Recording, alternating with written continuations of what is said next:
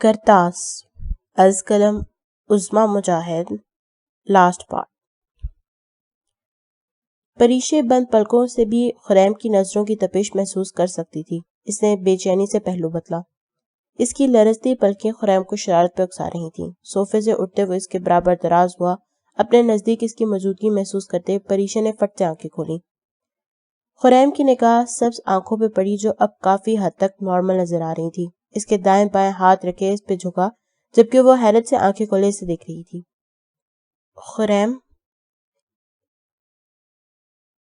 خریم نے اس کی کھلی آنکھوں پہ لب رکھے تھے۔ سبز نین اس کی بے خودی کے سامنے لاجواب ہوتے اپنے اوپر پلکوں کے جھالر گرا گئے تھے، مگر دوسرے ہوش میں آتے اس نے خریم کے سینے پہ ہاتھ رکھے۔ اس کو پیچھے دھکیلا تھا، مگر اس چٹان سے ٹکرانا اس جیسی نازک لڑکی کے لیے ناممکن تھا۔ پیچھے ہٹو ٹام۔ وہ جو پریشے کو زج کرنے کا موڈ بنائے بیٹھا تھا جھٹکا کھا کے سیدھا ہوا۔ کیا بولا تم نے؟ خریم کی آنکھیں تحیر سے پھیلی تھی۔ اگر تم ایسی لوفرانہ حرکت کرو گے تو کیا امید رکھتے ہو میں تمہاری یہ سب فضو؟ ابھی اس کی بات پوری بھی نہ ہوئی تھی وہ پھر سے اس کے گلابی ہونٹوں کو اپنی قید میں کر چکا تھا۔ پریشے کا سانس بند ہونے لگا تھا۔ آکسیجن کی کمی ہوتے اس کی آنکھیں باہر کو ابلنے لگیں۔ اپنے ناخن اس کے بازو میں گاڑے خود کو چھڑانے کی کوشش کی، مگر نہ جانے وہ شخص کس مٹی کا بنا تھا جس پہ کوئی فرق نہ پڑتا تھا۔ جب دل بھرا اس کے ہونٹوں کو اپنی پرحدت لبوں کی گرفت سے آزاد کیے تکیے پہ دراز ہوا، جبکہ وہ اپنی پھولی سانس بحال کرنے کو گہرے گہرے سانس بھرنے لگی۔ یہ شخص واقعی ایک معمہ تھا۔ شعلہ باز نظروں سے دیکھتے وہ اٹھ کھڑی ہوئی۔ اسے یاد آ رہا تھا کہ اس نے حویلی جانا ہے، مگر خریم کی تپتی نظروں سے بچنے کو روم سے واک آؤٹ کر گئی۔ خریم کے لبوں پہ ایک پرسکون مسکراہٹ تھی۔ وہ تو اس پہ یونیورسٹی میں پہلی نگاہ پڑھتے اپنا حق جما چکا تھا، جبکہ اب موقع ملا تھا بھلا کیسے وہ اسے اپنی محبت کی شدتوں سے آگاہ نہ کرتا۔ وہ اس کے لیے مجسمہ محبت تھی، مگر تھی تو خان حویلی کی بیٹی۔ ساتھ میں حاطب کی سوچ آتے ہی اس کا ذہن زہر آلود سوچوں سے بھرنے لگا تھا۔ کتنے سال ضلع نے زندان میں گزارے تھے، بھلا میں کیسے اس کی بہن کو اتنی آسانی سے معاف کر دوں؟ خریم کا دماغ پھر سے محبت اور نفرت کے پینڈولم میں جھولنے لگا تھا۔ وہ پریشے کے بولنے سے پلکیں اٹھانے تک ہر ادا پہ قربان ہو جاتا، مگر حاطب خان اور انتقام اسے اپنے دائرے سے ہٹانے لگے۔ نہیں، میں اسے بے سکون کروں گا، میں بھی اسے تڑپاؤں گا جیسے اس حویلی والے ضلع کے لیے پل پل تڑپتے رہے ہیں۔ اس کی سوچوں کا محور بدل چکا تھا۔ تبھی وہ غصے سے لال ہوتی کمرے میں داخل ہوئی۔ مائی کہہ رہی ہیں کہ تم نے دشا اور آنٹی کو حویلی بھیج دیا میرے بغیر؟ پریشا کی آواز صدمے اور دکھ سے بھری تھی۔ جی بھیج دیا، کیونکہ میں نہیں چاہتا کہ تم اس حویلی جاؤ۔ اس کے قریب آتے اس کے کندھے پہ اپنی تھوڑی ٹکائے بولا تھا۔ وہ جو پہلے اس کی حرکتوں پہ زج ہو رہی تھی اب تو بھڑک اٹھی تھی۔ کیوں؟ پھر یہ سب کیا تھا؟ اس نے اپنے کندھے جھٹکتے کوئی نادیدہ بوجھ اتارا ہو جیسے۔ ایک نظر اپنے لباس کو دیکھتے ہاتھ نچاتے اشارہ کیا۔ خریم بیڈ پہ بیٹھتے اس کے سرخ ہوتے چہرے کو دیکھنے لگا۔ اگر یہی حال رہا تو عنقریب حاطب خان سے نفرت انتقام جگہ پر رہ جانا ہے اور میں نے اس جیری کا مجنوں بن کے رہ جانا ہے۔ خریم تھوڑی کو دونوں ہاتھوں پہ رکھے پرسوچ نگاہوں سے اس شعلہ جوالا بنی پریشے کو دیکھ رہا تھا۔ وہ لڑکی صبح سے اس کا ضبط آزما رہی تھی۔ کیا ایسے کیوں گھور رہے ہو مجھے؟ میں جا رہی ہوں ابھی۔ پریشے کی برداشت کا پیمانہ لبریز ہو چکا تھا۔ اپنا حتمی فیصلہ سناتی وہ دروازے کی طرف بڑھی ہی تھی، مگر دوسرے لمحے دیوار سے ٹکرائی۔ یا وحشت! وہ چیخی تھی۔ خریم نے دونوں انگلیاں کانوں میں ٹھوسی۔ تمہیں اونچا سنتا ہے کیا جو ایسے چیخے بول رہی ہو؟ خریم سینے پہ دونوں ہاتھ جمائے طنزیہ مسکرایا تھا۔ دیکھو تم مجھ سے مت الجھو۔ انگلی اٹھائے سے وارن کیا۔ الجھنا ہی تو نہیں چاہتا، سلجھانا چاہ رہا ہوں اس ڈور کو۔ وہ اس کی انگلی پکڑے دانتوں میں دبا گیا۔ تم ایک نمبر کے جانتا ہوں گھٹیا لیچڑ اور لوفر انسان ہو۔ اور کچھ؟ اس کی بات درمیان سے اچکتے پھر سے شروع ہوا۔ پریشے کو لگ رہا تھا وہ آج رو دے گی۔ وہ شخص اسے جلانے کا کوئی موقع ہاتھ سے نہیں جانے دے رہا تھا، مگر وہ اس کی سوچوں سے انجان تھی جس کا دل ہمکتا ہوا کسی بچے کی طرح اس کی قربت کو ترس رہا تھا۔ اگر چاہو تو ہم باہر جا کے ایک اچھا سے ڈنر کر سکتے ہیں، خریم نے آفر کی تھی۔ ہم میں اتنا کبھی یارانہ نہیں رہا جو میں آپ کے ساتھ ڈنر کرنا پسند کروں مسٹر ٹام۔ پریشا نے حساب بے پاک کرنا چاہا تھا۔ یارانہ بنانے میں بھلا دیر کب لگتی ہے پری جان، اور ہم آپ کے مجازی خدا ہیں۔ اس لیے نام بگاڑنے جیسا عظیم گناہ نہ ہی کریں تو اچھا ہوگا۔ وہ اس کے سامنے آ کھڑا تھا۔ جی، مگر میں پھر بھی بلاؤں گی mister Tom, mister Tom, mister Tom. وہ زبان چڑھاتے سائڈ پکڑ گئی۔ ویسے بھی اب خان حویلی جانے کی وہ امید چھوڑ چکی تھی، اس لیے اسے بدلہ اتارتی ڈریسنگ روم میں گھس گئی۔ تھوڑی دیر بعد وہ لباس تبدیل کے اس کے سامنے تھی۔ خریم بنا اسے کچھ کہے لیٹ گیا تھا اور وہ نیچے کو بڑھ گئی تھی، اس بات سے انجان کہ خریم اسے بہت برا بدلہ اتارنے والا تھا۔ اپنی تصویر بناؤ گے تو ہوگا احساس، کتنا دشوار ہے خود کو کوئی چہرہ دینا۔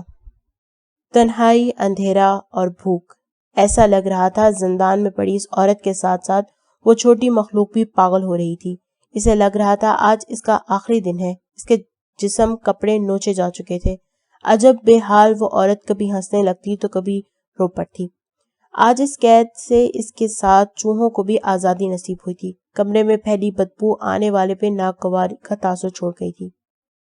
آ گئے تم، مگر افسوس کہ میں ابھی بھی زندہ ہوں۔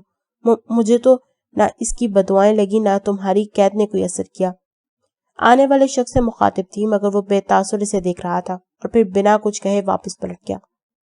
چلا گیا، وہ چلا گیا، ہا ہا ہا، چلا گیا۔ میری نہیں سنی اس نے، میری نہیں سنتا۔ دروازے پہ آنے والے مرد اور عورت نے اس کی بے معنی لفظوں کو سنا مگر کچھ بولے بغیر اسے کھڑا کرنے لگا۔ اب کہاں لے جاؤ گے؟ وہاں چوہے تو نہیں ہوں گے؟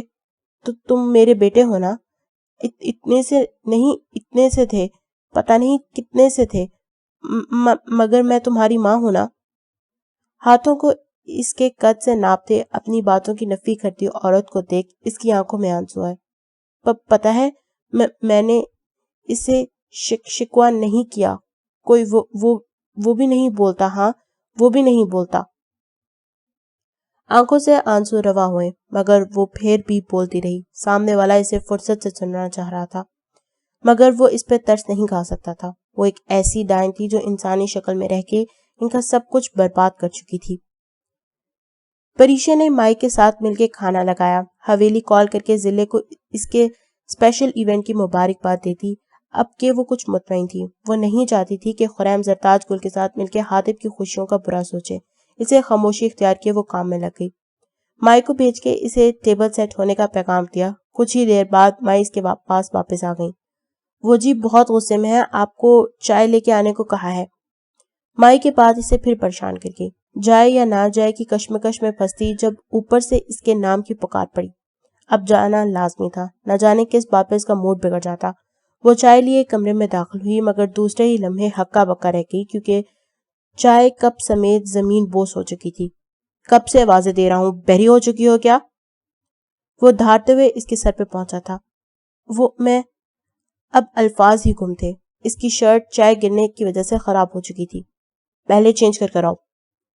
خریم آرڈر دیتا ہے بیڈ پہ دراز ہوا تھا۔ وہ جلدی سے ڈریسنگ روم کی طرف بڑھ گئی تھی۔ اس کو اندر گئے 15 منٹ گزر گئے تھے جب خریم نے سخت لہجے میں اسے باہر آنے کے آرڈر سنائے تھے۔ وہ پریشان ہوتی اپنے گرد دوپٹہ اوڑھے واپس آئی تھی۔ یہ کیا مذاق ہے، میری ساری وارڈروب خالی ہے۔ وہ رہان سی ہوئی تھی کیونکہ سوائے اس نائٹی کے نام پہ بنائے گئے بےہودہ لباس کے علاوہ کچھ بھی اندر نہ تھا ڈھنگ کا جو وہ کچھ پہن سکے۔ خریم کی آنکھیں خیرہ ہوئیں، وہ دھیمے قدم اٹھاتا اس کے سامنے آ ٹھہرا۔ کیسا لگا خریم خان کا حسین انتقام؟ اس کے شانوں کے گرد لپیٹا دوپٹہ کھینچا تھا۔ وہ بمشکل خود کو کور کیے رخ دوسری طرف کر گئی تھی۔ آنکھوں سے آنسو جاری ہوئے تھے۔ اس کے کندھے پہ اپنے دہکتے لب رکھے۔ پلیز، یہ تم کیا کر رہے ہو؟ اس کی آواز بھر آئی تھی۔ کہا تھا نا جس دن ٹھیک ہوگا پر کاٹوں گا۔ وہ جو لباس پہنی کھڑی تھی وہ پہلے ہی بے حجاب تھا مگر وہ اور بھی سرکتا اس کے قریب ہوا۔ خریم اس کے ہوشربا حسن کے آگے گھٹنے ٹیکنے لگا تھا۔ اس کا کوئی احتجاج، کوئی مزاحمت کام نہیں آئی تھی۔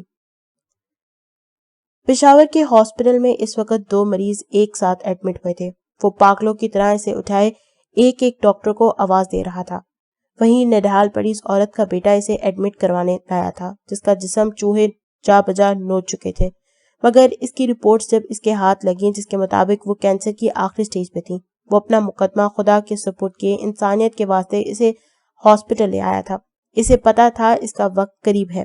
ICU سے اسے اسٹریچر پر ڈالے وارڈ کی طرف شفٹ کیا جا رہا تھا، تبھی ایک دیوانہ شخص ہاتھوں میں ایک زخمی لڑکی کو لیے داخل ہوا تھا۔ اللہ اس لڑکی کو زندگی دے، اس عورت کے لب کھلے تھے، آنکھوں کے پیچھے سے منظر چھوٹ رہے تھے، مگر اس کے لبوں پہ ایک ہی دعا تھی، یا التجا، اللہ اس لڑکی کو زندگی دے۔ کوئی آہٹ، کوئی جنبش، کوئی دستک نہیں ہے، ہمارے دشت ویراں میں بڑی فرصت کا عالم ہے۔ خان حویلی میں ضلع کی گود بھرائی کی رسم کی جا رہی تھی، جبکہ باہر غریبوں میں کھانا اور کپڑے تقسیم کیے گئے، گویا آنے والے مہمان کے صدقے دیے جا رہے تھے۔ پریشے کا وہ انتظار کرتے رہے، مگر حاتب جان چکا تھا کہ خرم اسے نہیں آنے دے گا۔ روح خانم بھی شرمندہ سی بیٹھی تھی، اس لڑکے نے عین وقت پہ کوئی نہ کوئی پھڈا ڈالنے کی قسم کھا رکھی تھی۔ 7 سہاگنوں کی یہ رسم وہاں پہ موجود ہر عورت اسے اور آنے والے مہمان کو دعائیں دیتی رخصت ہو رہی تھی۔ ضلع کے چہرے پہ پہلے کوسے قزاں کے رنگ حاتب کو مبہوت کر رہے تھے، اور وہیں اس سب سے الگ زرتاج جلن اور حسد کی آگ میں جلتی ان کی خوشیوں کو آگ لگانے کا تہیہ کیے بیٹھی تھی۔ اس کے نانا کرنے کے باوجود وہ کافی تعداد میں مٹھائی کھا چکی تھی۔ رسم کا اختتام ہوتے ہی روح خانم بھی ادی جان اور دیشا کے ہمراہ گھر کو روانہ ہوئی تھی۔ حاتب اس کا ہاتھ پکڑے کمرے کی طرف لے جا رہا تھا جب اس کا موبائل گنگنا اٹھا۔ ڈائم کا نمبر دیکھ اس نے کال ریسیو کر لی، مگر سگنل پرابلم کی وجہ سے ضلع کا ہاتھ چھوڑے وہ باہر کی طرف پڑا۔ سست روی سے چلتے وہ اوپر کی طرف جا رہی تھی۔ پیچھے سے آتی زرتاج گل نے ایک جھٹکے سے اسے اپنی جانب کھینچا۔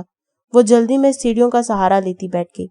ہاں بڑی چوکنی گھوم رہی ہو، پر کیا ہے نا، تمہاری ساری ہوشیاریاں دھری کی دھری رہ جائیں گی اگر میں تمہیں یہ بتا دوں کہ مٹھائی کے ساتھ ساتھ تم کتنی تعداد میں زہر اپنے اندر اتار چکی ہو۔ اب کیسے دے سکو گی اس حویلی کو وارث جب تم ہی نہیں رہو گی؟ ضلع کو لگا اس کی سانس رکنے لگی ہے۔ نہیں تو تم جھوٹ بول رہی ہو، میں۔ ضلع کو اپنی گردن پہ سخت گرفت محسوس ہوئی تھی۔ وہ نڈھال سی اٹھی، مگر توازن نہ برقرار رکھتے ہوئے سیڑھیوں سے نیچے پھسلتی گئی۔ حاتب جو بھی آیا ہی تھا اسے سیڑھیوں سے اٹھتے اور نیچے گرتے دیکھ چکا تھا۔ سب سے پہلے زرتاج کا سکتہ ٹوٹا تھا۔ ضلع، وہ اس کی طرف بھاگی تو جیسے حاتب کو ہوش آیا تھا۔ وہ پیٹ پہ ہاتھ رکھے کر آ رہی تھی۔ ضلع، کچھ نہیں ہوگا، ہمت نہیں ہارنی ضلع۔ اس کی بند ہوتی آنکھیں حاتب کو لگ رہا تھا کوئی اس کے جسم سے خون نچوڑ رہا ہے۔ مشکل سے خود کو سنبھالے اسے گاڑی تک لایا تھا۔ حرمت لالا! اس کی حالت دیکھ گاڑی میں بیٹھے بر وقت پہنچنے پہ اس کی جان بچ گئی تھی، مگر ڈاکٹر کی بات سن حاتب کے پاؤں سے زمین سرکی تھی۔ آپ کی وائف شاید پریگنینسی ریموو کرنے کو کچھ پوائزن یوز کر رہی تھی، شاید جس کی وجہ سے ہم آپ کے بچے کو نہیں بچا سکے۔ ہاسپٹل چھت پورے وجود سمیت اس کے اوپر آن گری تھی۔ مورے جان نے اس کے کندھے پہ ہاتھ رکھا تھا، مگر وہ حیرت زدہ تھا۔ بھلا ضلع ایسا کیسے کر سکتی تھی؟ اپنے بیجا تہمات کی وجہ سے بھلا کیسے اس کے بچے کی جان لے سکتی تھی؟ وہ ایک دکھ بری نگاہ مورے جان پہ ڈالے وہاں سے نکل گیا تھا۔ دوپہر تک بک گیا بازار کا ہر ایک جھوٹ، اور ایک سچ کے لیے میں رات تک بیٹھا رہا۔ جب خریم کی آنکھ کھلی اپنے پہلو کو خالی دیکھ وہ اٹھ بیٹھا، مگر پریشے وہاں نہیں تھی۔ واش روم کی جلتی لائٹ اس بات کا پتہ دے رہی تھی کہ وہ وہاں ہے۔ کافی دیر اس کا ویٹ کرتا رہنے کے بعد وہ اٹھ کھڑا ہوا۔ ہر جگہ اسے سونے کی عادت ہے۔ وہ چڑ کھائے دروازہ بجانے لگا۔ شاور سے گرتے پانی کی آوازوں پہ وہ حیران ہوا تھا۔ اسے غصے سے نوب گھمایا، دروازہ اوپن ہو گیا۔ مطلب اس نے اندر سے لاک نہیں لگایا تھا۔ سامنے ہی وہ پانی میں بھیگتے اس کا دماغ گرما گئی۔ کیا ہو رہا ہے یہ؟ پاگل ہو گئی ہو تم؟ اتنی سردی میں اس پہر مرنے کا ارادہ ہے تمہارا؟ غصے میں سے بازو سے پکڑے باہر لایا تھا۔ برائے نام کا لباس اس کا مکمل بھیگ چکا تھا۔ آنکھیں خون چھلکا رہی تھی جو اس کے کافی دیر سے رونے کی چغلیں کھا رہی تھی۔ وہ اس کا ہاتھ جھٹکتے دور ہوئی تھی۔ ہاتھ مت لگاؤ، تم لٹیرے ہو، میں نے کیا بگاڑا تھا تمہارا؟ آنکھوں کے ساتھ آواز بھی بھیگی تھی۔ دماغ ٹھیک ہے تمہارا؟ کیا خرافات بک رہی ہو؟ شوہر ہوں میں تمہارا، اور شوہر رکھوالا ہوتا ہے، لٹیرا نہیں۔ خریم نے ناگواری سے اس کی حرکت دیکھی اور اپنی وارڈروب کی طرف بڑھ گیا۔ اپنی شرٹ اس کے حوالے کی جو بنا کسی حجت کے اس نے لے لی تھی۔ تمہاری اس خاموشی کو، احتجاج کو کیا سمجھوں میں؟ ماتھا مسلتے وہ اس کا سامنے آیا تھا۔ مجھے تم سے کوئی بات نہیں کرنی۔ وہ آنکھیں چراتی کھڑکی کی طرف فوکس کر گئی تھی۔ جانتی ہو، اگر تم مجھے ایسے اگنور کرو گی تو جان نکال لوں گا میں تمہاری۔ خریم نے اپنی بات کہتے ساتھ گلا دبانے کو ہاتھ بڑھائے، جسے پھر سے جھٹکتے وہ چینج کرنے بیٹھ گئی تھی۔ خریم کو اپنے رویے پہ شرمندگی ہو رہی تھی۔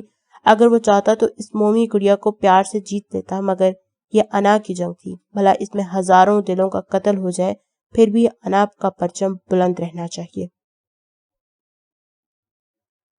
آج ضلع کو ڈسچارج کر دیا گیا تھا۔ داور حویلی میں ابھی تک نہیں بتایا گیا تھا، وہ ریشما کی نگہداشت میں تھی۔ آنکھوں میں ویرانی لیے وہ دوسری زندگی کو محسوس کرنے کی کوشش کرتی مگر کچھ ایسا نہ ہوتا جو اسے محسوس ہو۔ بجھے دل سے وہ حاطب کا انتظار کرنے لگتی مگر وہ آئے کے نہیں دے رہا تھا۔ زندگی نے اس سے اتنے امتحان لیے تھے کہ اپنا وجود اب خاک ہوتا محسوس ہو رہا تھا۔ ایسے میں جس شخص کا سہارا چاہیے تھا وہ نہ جانے کہاں تھا۔ مورے جان، کیا حاطب ہم سے ناراض ہیں؟ ہماری غلطی کی وجہ سے ہم نے اپنا بچہ کھو دیا۔ آج وہ ضبط کے پہرے توڑے ان کے سینے سے لگی رو رہی تھی۔ نہیں ضلع، بچے وہ کسی کام سے زرتاج گل کو لیے شہر گئے ہیں، کچھ دن تک لوٹ آئیں گے۔ وہ تسلی دیتے ان کے سر میں انگلیاں چرا رہی تھی۔ زرتاج گل وہ قاتل ہے مورے جان، اسی نے ہمیں۔ اس کے رونے میں شدت در آئی تھی۔ مورے جان اس کی ذہنی حالت سمجھتی تھی، بنا کچھ بولے اس کے بال سہلاتی رہیں۔ وہ خانم ماں نہیں آئی؟ جھجکتے ہوئے ان کی باپ پوچھا، جو انہیں ماں سمجھنے سے انکاری تھی۔ نہیں ضلع، ہمیں حوصلہ ہی نہیں پڑا ان کو بتانے کا۔ دروازہ نوک کرتے دائم اندر آیا۔ دائم لالا آپ کب آئے؟ وہ حیرت سے اسے دیکھنے لگی۔ اس دن حاطب لالا کو ہم نے کال کیا تھا، جب وہ آپ کو چھوڑے وہ باہر گئے، ہم ایئرپورٹ پہ تھے۔ وہ بھی شرمندہ سا نظریں جھکائے کھڑا تھا۔ مورے جان نماز کے لیے اٹھ گئی تھی، وہ سامنے صوفے پہ ٹکا اس کی پزمردہ حالت دیکھنے لگا تھا۔ حاطب کیوں چلے گئے زرتاج گل کے ساتھ دائم لالا؟ آج بھی وہ اسے اتنی معصوم لگی جتنی بچپن میں سے لگتی تھی۔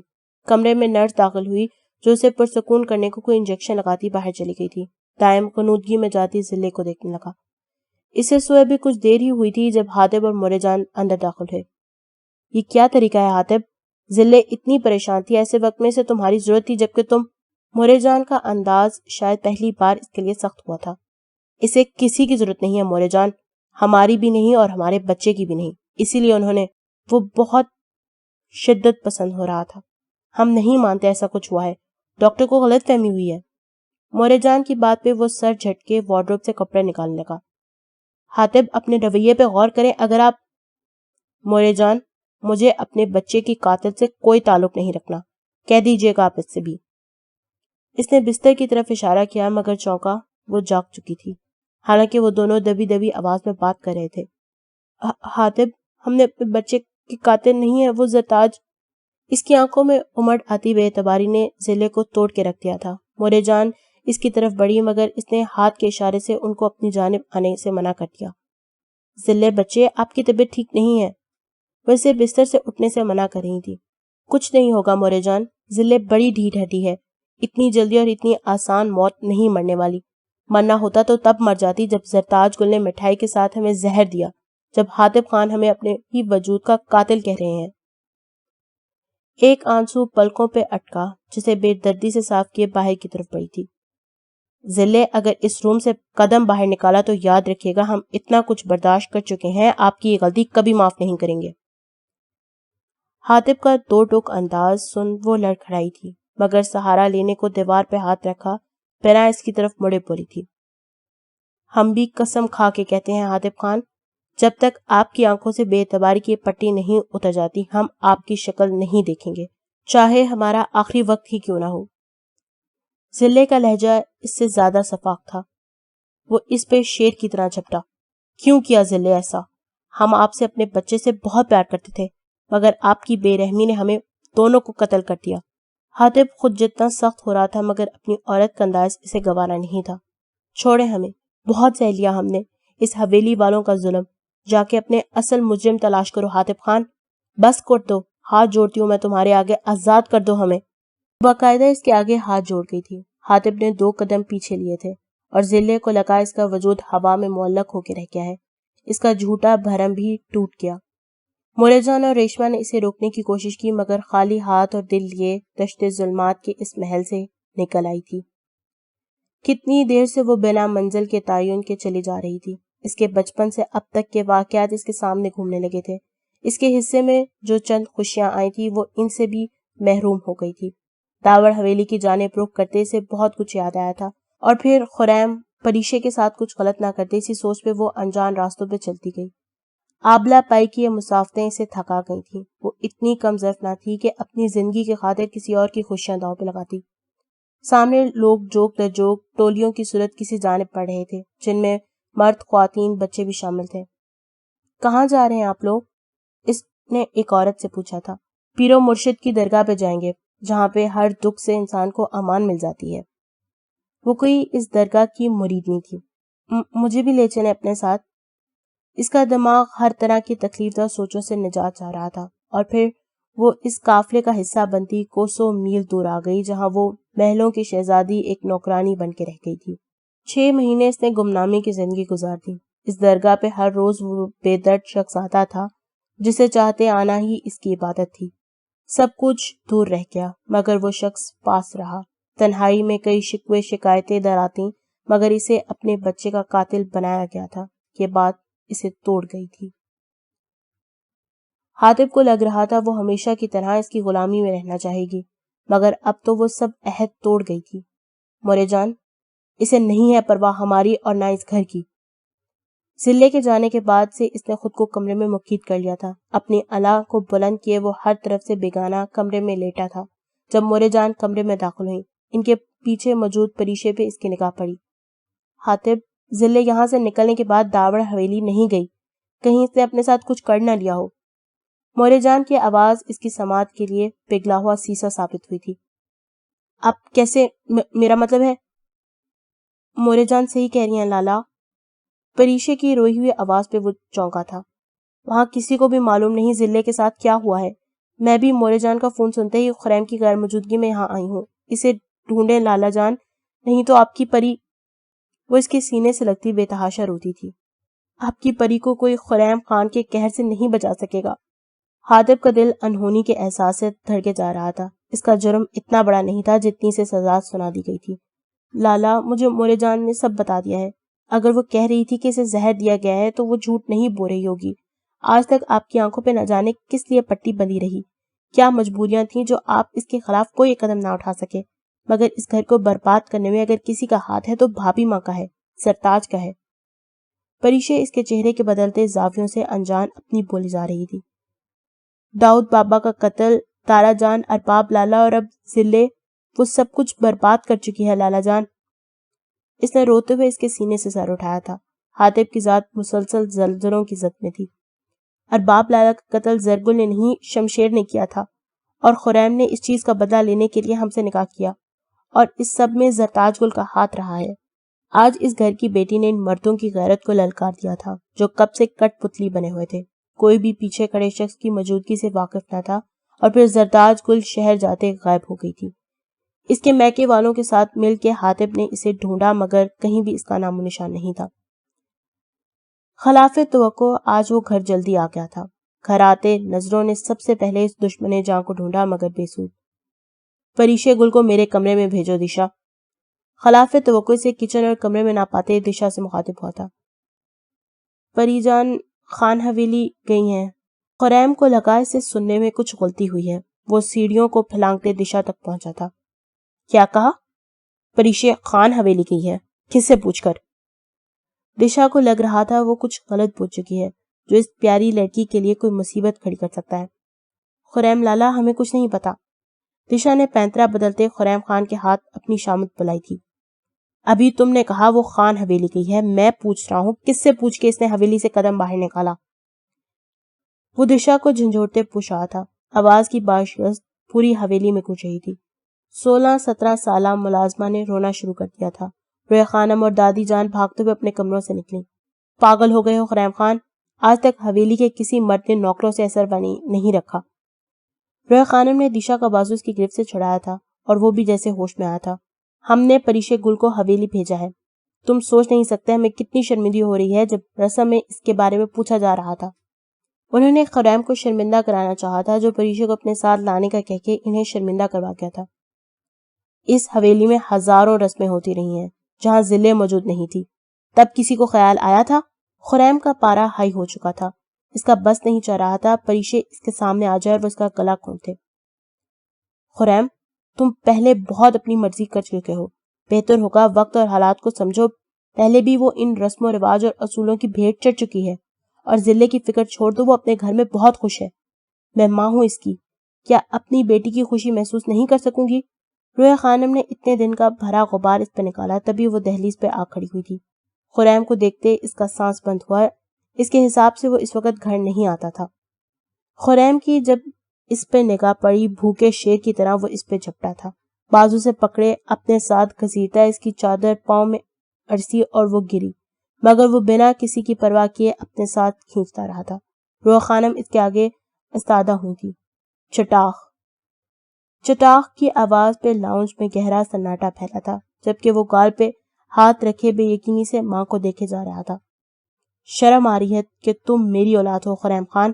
یہ وہی لڑکی ہے نا جسے تم پہلی نظر دیکھتے اس حویلی کی عزت بنانے کو بے چین تھے، اور اب جب تمہیں میسر آ گئی ہے تو یہ قدر ہو رہی ہے اس کی. آج تک ہم تمہارے ہر عمل پہ خاموش رہے، تمہاری ہر جائز ناجائز میں تمہارا ساتھ دیا، مگر اب نہیں.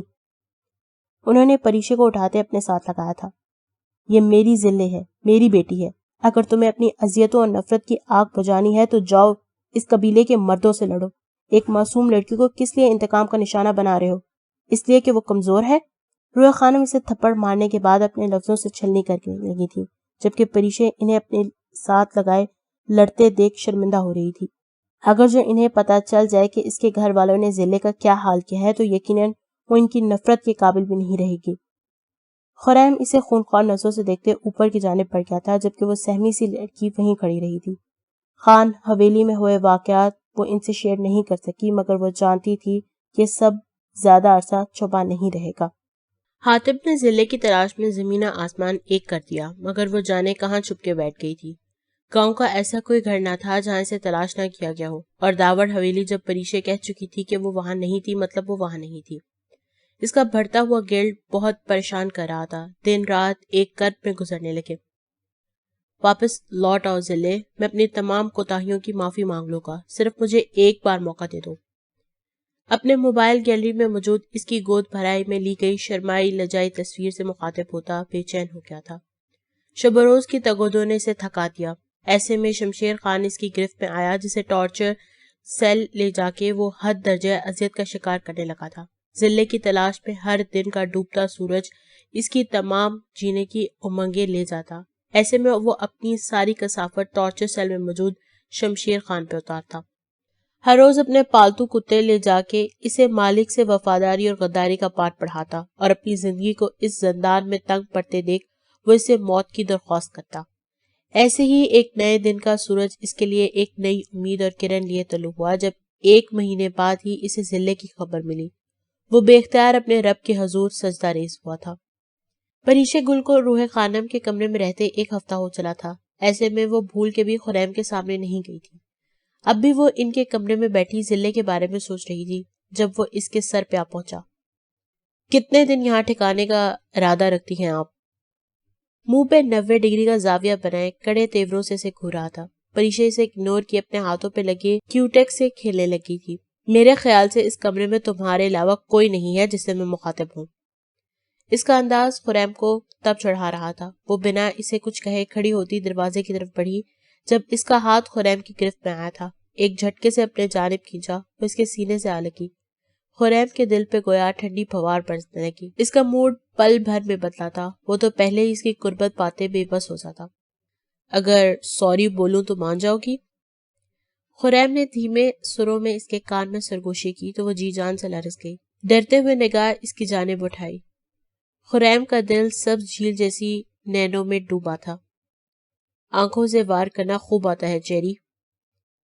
اس کا سنجیدہ انداز دیکھ جو پریشان تھی وہ آخر میں تھوڑا سا مسکرایا. ہمارا کمرہ مس کر رہا ہے آپ کو. اس کے لبوں کو اپنی شہادت کی انگلی سے چھوتے وہ اسے سر سے پیر تک سرخ کر گیا، جبکہ اسے خریم کا ہمارا کمرہ بہت پانی خیز لگا تھا. وہ کمرے سے کب کا جا چکا تھا، مگر وہ اپنی غیر متوازن ہوتی دھڑکنوں کو سنبھالنے میں لگی تھی. کتنی دیر وہ عجیب کشمکش میں رہی، پھر سب کچھ وقت پہ ڈالے آگے کو بڑھ گئی. مگر اس کا وقت اتنی جلدی قریب آ جائے گا اس نے سوچا ہی نہیں تھا. وہ جیسے ہی کمرے میں داخل ہوئی، خریم کا جنونی انداز دیکھتے دروازے پہ رک گئی، جس نے موبائل دیوار پہ دے مارا، ساتھ ہی روم کی ہر چیز توڑ کے رکھ دی تھی. تم جانتی بھی تھی پھر بھی چھپایا مجھ سے. بتاؤ ذلے کہاں ہے؟ کیا کیا ہے تم لوگوں نے اس کے ساتھ؟ حاتب مار چکا ہے نا اسے؟ بتاؤ مجھے۔ وہ پھر سے زخمی شیر بنا اس پہ دھا رہا تھا۔ ذلے کے مرنے والی بات سن وہ لرز گئی تھی۔ نہیں، وہ غلط فہمی۔ ابھی اس کی بات پوری بھی نہیں ہوئی تھی جب خریم نے اس کا چہرہ تھوڑی سے پکڑے اپنی آہنی شکنجے میں لیا تھا۔ غلط فہمی؟ غلط فہمی کی بنیاد پر زرگل سے ذلے تک کا سفر کیا تمہارے خاندان نے، اور اب بھی غلط فہمی؟ میں تمہیں بتاؤں گا غلط فہمی کے فیصلے کیا ہوتے ہیں۔ پریشے کو اندر کھینچے روم لاک کر دیا۔ کچھ ہی دیر میں اس کی چیخوں نے حویلی کے در و دیوار ہلا دیے تھے، مگر وہ بے رحم بنا اسے پیٹے جا رہا تھا۔ جانتی ہو، حاتب خان کی سزا مل رہی ہے تمہیں۔ وہ ایک بغیرت انسان ہے جس نے ایک عورت کے ہاتھ کا کھلونا بنے سب کو برباد کر دیا، تمہیں بھی۔ جب وہ اسے پیٹتے ہوئے تھک گیا، ایک ٹھوکر سے دور کرتا اپنے لفظوں سے زخمی کیے کمرے سے نکل گیا تھا۔ روح خانم جو اس کی آواز پر تڑپتی ہوئی کب سے دروازہ پیٹ رہی تھی، اندر داخل ہونے کی کوشش کی، مگر خریم نے انہیں دروازے پہ ہی روک دیا۔ کوئی نہیں ملے گا اسے، سن لیں آپ، کوئی بھی نہیں۔ ماں کو پیچھے کیے روم لاک کرتا وہ حویلی سے نکل گیا تھا، جبکہ اس کی سسکیوں کی آواز انہیں تڑپانے لگی تھی۔ وہ معمول کی طرح آج بھی دربار کے مرکزی خانے کی طرف بڑھ رہی تھی۔ جب اسے سر جھکائے شخص پہ حاتب کا گمان ہوا، وہ سر جھٹکتی آگے بڑھ گئی۔ بھلا وہ کہاں آ سکتا تھا؟ شاید دن رات جو اس کی سوچوں کا محور تھا، اسی لیے اس کے سر پہ سوار تھا، مگر دوسرے ہی لمحے اس کے پاؤں زمین کی گرفت میں جکڑ گئے جب اس نے اپنے نام کی پکار سنی۔ ذلے! اس آواز کو تو وہ لاکھوں کی بھیڑ میں بھی پہچان سکتی تھی۔ وہ ایک جھٹکے سے پیچھے مڑی تھی۔ گردش اغیار میں ڈوبا وہ شخص کوئی اور نہیں، حاتب خان ہی تھا، جو اس کی تلاش میں اس در پہ آ پہنچا تھا۔ لب پہ ایک ہی ردا تھی، معافی۔ دوسرے ہی لمحے ذلے کی آنکھوں میں اجنبیت در آئی تھی۔ چہرے پہ رکھے حجاب کو سختی سے پکڑے وہ بھاگتی ہوئی دربار کے مرکز میں داخل ہو گئی، جہاں مردوں کا داخلہ ممنوع تھا۔ حاتب کے لیے اتنا ہی بہت تھا کہ وہ اس تک پہنچ چکا ہے۔ کتنے دن وہ اس چوکھٹ پہ آتے جاتے اپنی مدعا جان کو دیکھتا، مگر منہ سے سوائے معافی کی درخواست کے اور کوئی لفظ نہ نکلتا۔ ایسے میں ایک دن اسے دائم کی کال آئی، جو اسے ملنا چاہتا تھا۔ پھر زندان میں پڑا شمشیر خان اور اپنی ذات میں آئے خسارے سے یاد آنے لگے تھے۔ روز لوگ اپنے پیر و مرشد کے در پر حاضر کو آتے تھے، اور وہ صرف ذلے کے لیے۔ اس نے کبھی اس در سے کچھ نہیں مانگا تھا، جہاں لوگ سر ٹکائے اپنے سارے غم جیسے قبروں میں دفن لوگوں کے سپرد کرنا چاہتے تھے، جہاں وہ بے بس لوگوں سے اپنی بے بسی بیان کرتے تھے۔ اس بھیڑ میں وہ شہزادوں کی آن بان جیسا شخص ایک عام لڑکی سے معافی کا طلبگار بنے اس در پہ آ جاتا۔ ہر روز کی ناکامی کا غصہ وہ شمشیر پہ نکالنے لگتا تھا۔ ایسے میں دائم کا اسے ملنے پر اصرار بڑھا تو وہ خود کو روک نہیں پایا۔ لالا جان، آپ جانتے تھے کہ ارباب لالا کے قتل میں اس کا ہاتھ ہے، پھر بھی آپ نے اس ناک صفت عورت کو اپنے گھر میں رکھا، آخر کیوں؟ دائم کو لگ رہا تھا اس کی سوچیں اسے پاگل کر دیں گی، اس لیے آج وہ حاتب کے سامنے آ ٹھہرا تھا۔ کئی سوالوں کے جواب تھے جو اسے حاتب سے لینے تھے۔ ارباب لالا کے قتل کے بعد اس نے اتنی کوشش کی تھی کہ زرتاج گل کا چہرہ سب کے سامنے لا سکے، مگر دارا جان کا اونچا شملہ اس کی مجبوری بن گیا تھا، جنہوں نے اپنی یتیم بھانجے اور بھانجی کو پناہ دی، گھر کی عزت بنایا تھا۔ اسے لگتا تھا کہ وہ دارا جان کو اگر سب سچ بتا دے گا تو وہ اس سچ کو سن نہیں سکیں گے۔ نکاح کے بعد جب وہ اس کے کمرے میں گیا، جہاں وہ زرتا آنچل اوڑھے اس کے انتظار میں تھی، حاتب کو ارد گرد خون کی لمس محسوس ہو رہا تھا۔ تبھی وہ زرتاج گل کی طرف بڑھتے اس کے سر سے دوپٹہ کھینچ گیا تھا۔ آپ نے سوچ بھی کیسے لیا میں آپ جیسی عورت کو اپنے کمرے میں برداشت کروں گا، جو میرے بھائی کی قتل میں شریک رہی ہیں؟ حاتب لال انگارہ آنکھیں لیے اس کے بالوں کو اپنی مٹھی میں لے گیا تھا۔ تمہیں غلط فہمی ہوئی ہے حاتب، میں بھلا کیوں ارباب کا قتل کروں گی، جبکہ میں اسے بہت پیار کرتی تھی۔ وہ روتے ہوئے اسے اپنے بال چھڑانے لگی تھی۔ جھوٹ بول رہی ہیں آپ، میں نے خود آپ کی کال سنی ہے زرگل کے ساتھ۔ حاتب کا پر یقین لہجہ سے گرا گیا تھا، مطلب کہ وہ سب جان چکا تھا۔ ٹھیک ہے حاتب، اگر سب کچھ معلوم پڑ ہی چکا ہے تو کچھ بھی بولنے سے پہلے یہ یاد رکھنا، اگر میں ارباب خان کو اپنے راستے سے ہٹا سکتی ہوں تو دی جان اور دارا جان کو یہ بھی بتا سکتی تھی کہ ارباب نے تمہیں ہمارے ساتھ کس حالت میں دیکھا تھا، اور تمہیں جھوٹا ثابت کرنے میں ایک منٹ نہیں لگاؤں گی، کیونکہ تم میری گود میں کھیلے ہو۔ تمہاری کمزوریوں سے میں خوب آگاہ ہوں۔ ایک فرما بردار بیٹا کبھی نہیں چاہے گا اس کے ماں باپ اس کا سچ سن کے دنیا سے چلے جائے۔ سرتاج کا مکروہ چہرہ اس کے سامنے آ گیا تھا، اور ایسا مقام تھا جس پہ وہ بے بس ہو گیا تھا۔ اپنی عمر سے بڑے حادثات نے اسے توڑ کے رکھ دیا تھا اور کچھ دن بعد اس نے زرتاج سے ڈیل کر لی، زندان میں پڑی ذلے کی رہائی کے بدلے زبان بندی کی، اور پھر وہ جب اپنی زندگی کے جھمیلوں سے پریشان ہوتا گلبانوں کی طرف چل پڑتا، جہاں پہ ذلے جیسی کلی سے سکون مہیا کرتی۔ کتنی بار وہ دارا جان کے سامنے حقیقتیں کھولنا چاہتا، مگر اسے لگتا تھا کہ وہ اس پہ یقین نہیں کریں گے، اور اس کے اسی اعتماد کی کمی نے اسے عظیم ترین نقصان سے روشناس کروایا۔ دائم نے تعصب بھری نگاہ پہ ڈالی۔ ایک بار ہمیں وہ عورت مل جائے دائم، ایک ایسا انجام اس کا منتظر ہے جب وہ موت مانگے گی تو بھی ترسے گی۔ ہم نے ذلے کی خاطر اس سے کنارہ کر لیا، مگر ہمیں معلوم نہ تھا کہ وہ بدذات عورت کبھی نہیں بدل سکے گی۔ مٹھی پیچھے سے سامنے دیوار پہ دے ماری تھی۔ دائم اس کی تکلیف پہ تڑپ اٹھا تھا۔ زرتاج گل ہمارے پاس ہے لالا جان۔ اس کے لہجے کی کرواہٹ پہ وہ چونکا تھا۔ ہم نہیں جانتے لالا جان کہ آج بھی آپ اس عورت سے خوفزدہ ہیں یا نہیں، مگر ہم انہیں اپنی ماں نہیں مان سکتے۔ آج سے ہم نے ان سے سارے واسطے اور تعلق ختم کر دیے ہیں۔ دائم کا لال ہوتا چہرہ اسے اپنا چہرہ جھکانے پہ مجبور کر گیا۔ وہ کتنا مضبوط ثابت ہوا تھا، جس نے کسی چیل کی طرح سانپ کو اس کی گردن سے پکڑ لیا تھا، جبکہ وہ دائم ہم اس عورت کی شکل بھی نہیں دیکھنا چاہتے، مگر کچھ اعتراف ہیں جو ہمیں ان سے کروانے ہیں۔ وہ سر جھکائے انگلیوں کو ایک دوسرے میں پھنسائے یقیناً زرتاج کے لیے ملتجی تھا۔ ذلے کو حویلی سے بھگانے پہ مدد کرنے پہ وہ اسے حویلی بدر کر چکا تھا، مگر اب اسے حساب لینے تھے۔ 2 دن بعد اس کے مددوں نے اسے حاضر کر دیا تھا۔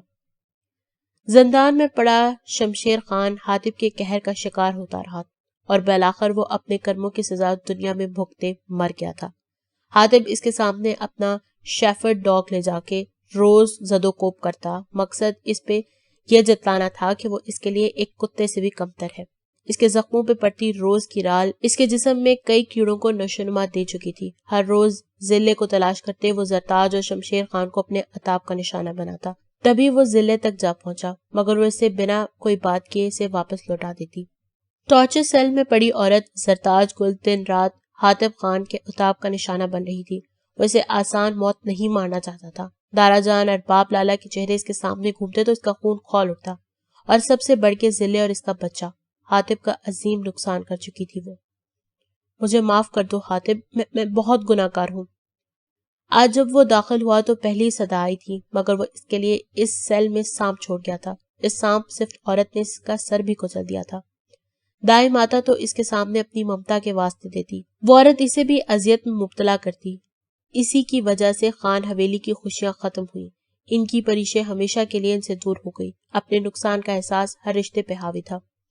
دائم اور حاتب کی ہر کوشش اسے موت کے منہ سے نکال لاتی، مگر اب کے اللہ نے ظلم کی ڈور ختم کر دی تھی۔ کچھ دن پہلے اس کے کرائے گئے ٹیسٹ رپورٹس دائم کو رسیو ہوئے تو اسے اللہ کے انصاف پہ یقین آ گیا۔ بغیر حاتب کو بتائے اسے ہاسپٹل لے آیا تھا، جہاں پہ وہ زندگی اور موت کی کشمکش میں مبتلا تھی، مگر لاوارث۔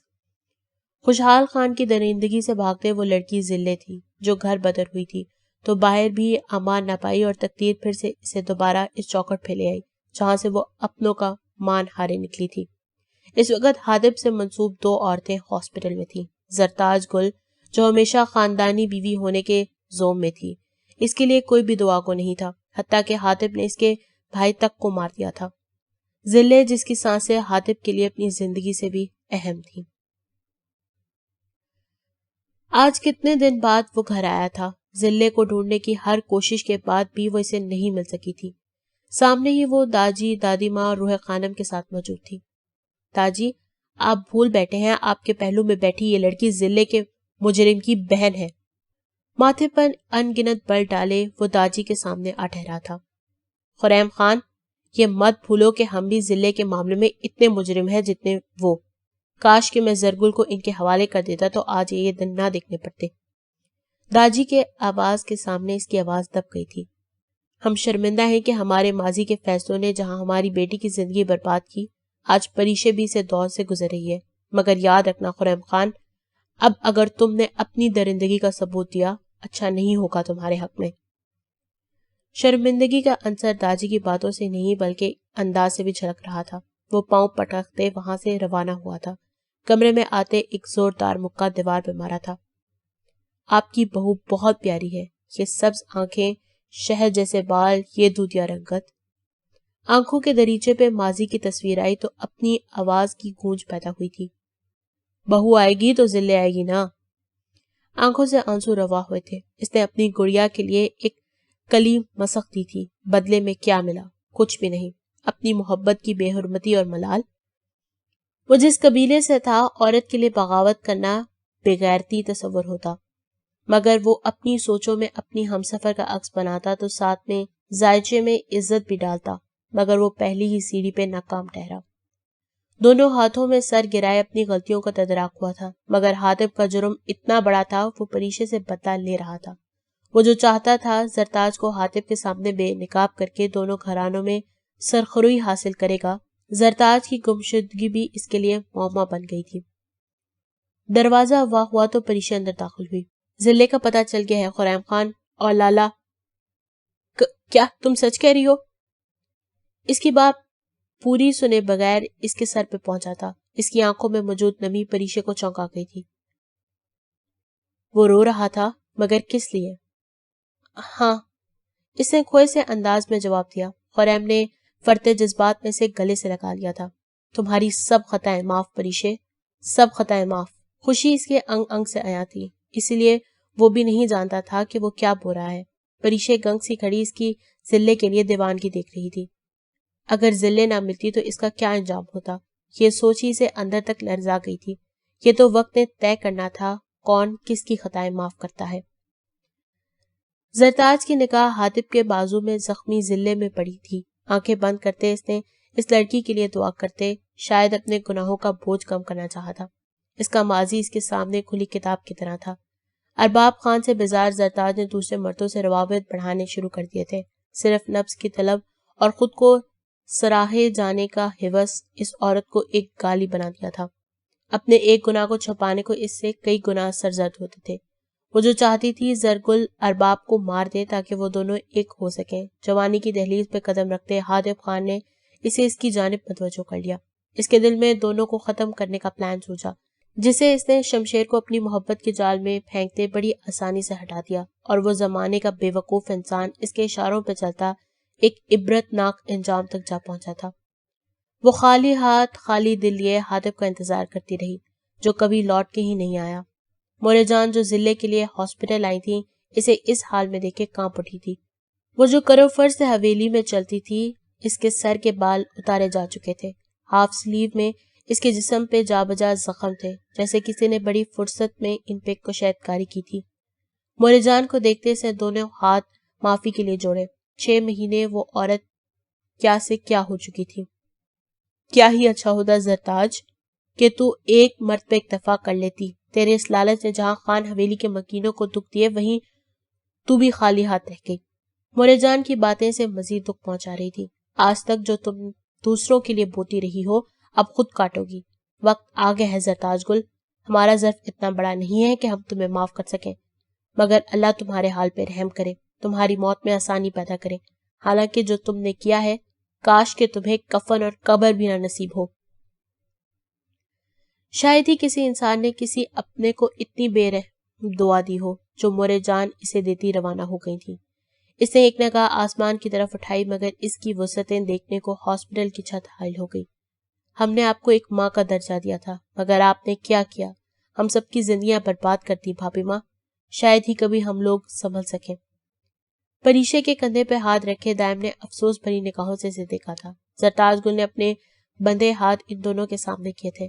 کیا بھابھی ماں، آپ کے بندے ہاتھ ہماری اذیتوں میں گزرے پل واپس لا سکتے ہیں؟ میرے بابا، دارا جان اور باب لالا، سب کے سب آپ تو درندہ ثابت ہوئی جو بھوک پڑنے پہ اپنوں کو ہی کھا جائے۔ معافی تو ہم مانگتے ہیں اپنے ناکردہ گناہوں کی۔ پریشے کی آواز بھرا گئی تھی۔ وہ بنا اس پہ دوسری نگاہ ڈالے کمرے سے نکل گئی۔ ساکت ہوتی پلکوں سے وہ حاطب کو دیکھنا چاہتی تھی، مگر اس کی نفرت کا یہ عالم تھا کہ اس نے مرتی ہوئی عورت کی آخری خواہش پوری کرنا بھی ضروری نہیں سمجھا تھا۔ وہ وقت کی سکندر عورت جب ہاری تو کچھ بھی اس کے بس میں نہیں رہا تھا، حتیٰ کہ مرنا بھی اپنی اذیتوں پہ تڑپتی کتنے پہر موت کی دعائیں مانگتی رہی تھی۔ مجھے اندھیرے سے ڈر لگتا ہے، مجھے نکالو ماں، صرف موت ہی تمہاری زیادہ راہ ہے لڑکی۔ آج وہ موت کو اپنا رازدار بنانا چاہتی تھی، مگر اس کی مشکل آسان کہاں ہو رہی تھی۔ ماضی کی تان سامنے آئی، بھلا کتنے کروفر سے اس لڑکی پہ ظلم کیے۔ وہ چاہتی تھی ذلے سے معافی مانگے، جس نے ایک گڑیا کی پوری زندگی کو زندان بنا دیا تھا، مگر اس کی مہلت ختم ہو چکی تھی۔ ملک الموت نے اس کی موت کو واقعی آسان کر دیا تھا۔ جو اس کی کھلی آنکھ ڈاکٹر نے بند کرتے اس کے لواحقین کو دیکھنے کو نظر دوڑائی، مگر وہاں کوئی بھی اس کا اپنا نہ تھا۔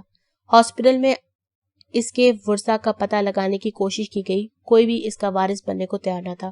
اور پھر کتنے دن مردہ خانے میں اس کی لاوارث لاش کو رکھنے کے بعد میڈیکل کے اسٹوڈنٹس کے حوالے کر دیا گیا، جہاں کتنے دن وہ اس لاش کو اپنے علم کے مقاصد میں استعمال کرتے رہے۔ ایک ماں کی بددعا قبول ہوئی تھی، اسے اب تک نہ تو قبر نصیب ہوئی تھی نہ ہی کفن۔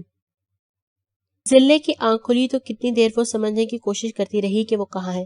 سر میں درد کی لہر سی اٹھی تھی جو اسے پاگل کرنے لگی تھی۔ حاتب اسے ہوش میں آتے دیکھ اس کی جانب لپکا تھا۔ ذلے کیسی ہیں آپ؟ حاتب کی بات سنتے ہوئے خانم اور مورے جان بھی اس کی جانب آئے تھے۔ وہ حیرت سے اپنے ارد گرد لوگوں کو دیکھ رہی تھی، مگر کچھ نہیں بولی، جیسے بولنا جانتے ہی نہ ہو۔ کمرے میں ڈاکٹر داخل ہوئے۔ ڈاکٹر یہ کچھ بول کیوں نہیں رہی؟ حاتب اس کی آواز سننے کو بےتاب تھا۔ بظاہر تو کچھ ایسا نہیں ہے جسے ہم اندازہ لگا سکیں۔ یہ پیشنٹ پہ ہے جلدی کہ وہ کتنی جلدی سے اس سروائیول گیم سے نکل سکتا ہے۔ Excuse me. ڈاکٹر اسے چیک کرنے کے بعد جا چکا تھا۔ ذلے نے پھر سے آنکھیں موند لی تھی۔ آج اسے ڈسچارج کیا جانا تھا اور ہاسپٹل میں ایک ہنگامہ برپا تھا۔ لاوارث نہیں ہے وہ۔ کس حق کے تحت روکو گے تم میری بہن کو؟ خریم کا دو ٹوک انداز حاتب کو بھی بھڑکا کیا تھا۔ بیوی ہے میری، میرے نکاح میں ہے۔ تم اگر بھول چکے ہو تو بتا دوں کہ پہلے بھی وہ تم لوگوں کے ساتھ رہنے سے انکار کر چکی ہے۔ وہ ہمارے ساتھ ہی جائے گی۔ خریم اس کی بات سنتے فیصلہ کن انداز میں بولا، ٹھیک ہے، تم اگر ذلے کو ساتھ لے کے جاؤ گے تو پریشے کو بھی میں تمہارے ساتھ بھیجوں گا، مگر دوسرے الفاظ میں۔ اس کے دوسرے الفاظ کے معنی پریشے کے پاؤں سے زمین سرکا گئے تھے۔ اس شخص نے پہلے دن سے اسے یہ جتا دیا تھا کہ وہ اس کے لیے ایک ونی سے بھی بدتر ہے۔ حاتب کو بھی چپ لگ گئی تھی۔ جانتا تھا عورت کے لیے نکاح کیا معنی رکھتا ہے، اور ایسی صورت میں جب وہ اتنے دن اس کے پاس رہ کر آئی تھی جبکہ مورے جان اور روح خانم نے سینے پہ ہاتھ رکھا تھا، مگر اس وقت وہ دونوں ہی مرنے مرانے کی صورتحال سے گزر رہے تھے۔ حاتب نے ہتھیار ڈال دیے تھے، شاید وہ کچھ ازالہ چاہتا تھا۔ ہم آپ کے ساتھ جائیں گے لالا۔ پریشے کی آواز نے ساکت ماحول میں ارتعاش پیدا کیا تھا۔ ہم کسی ایسے شخص کے ساتھ نہیں جانا چاہیں گے جن کے لیے ہمارا ہونا نہ ہونا کوئی مطلب نہیں رکھتا، جہاں بار بار آپ کی ذات کی نفی کی جائے۔ اس در کو چھوڑ دینا ہی بہتر ہے۔ سر جھکائے کہتی وہ اپنے کسی اعتراف کا جرم کرتی دکھائی دی تھی۔ حاتب سمجھ سکتا تھا کہ پریشے خریم کے پاس کیا کچھ سہل چکی تھی۔ یقیناً اس کا لگایا گیا بیج آج ایک تناور درخت بن کے ٹھہرا تھا۔ یہ کیا کہہ رہی ہو تم؟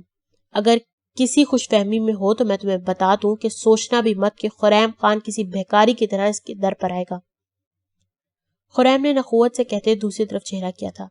ذلے، اگر اس روم سے باہر قدم نکالا تو یاد رکھیے گا ہم اتنا کچھ برداشت کر چکے ہیں کہ آپ کی یہ غلطی ہم کبھی معاف نہیں کریں گے۔ ذلے کی آنکھوں میں ایک آنسو آیا تھا۔ بے شک یہ مکافات ہی تو تھا۔ رہنا کون چاہتا ہے تمہارے ساتھ خریم خان؟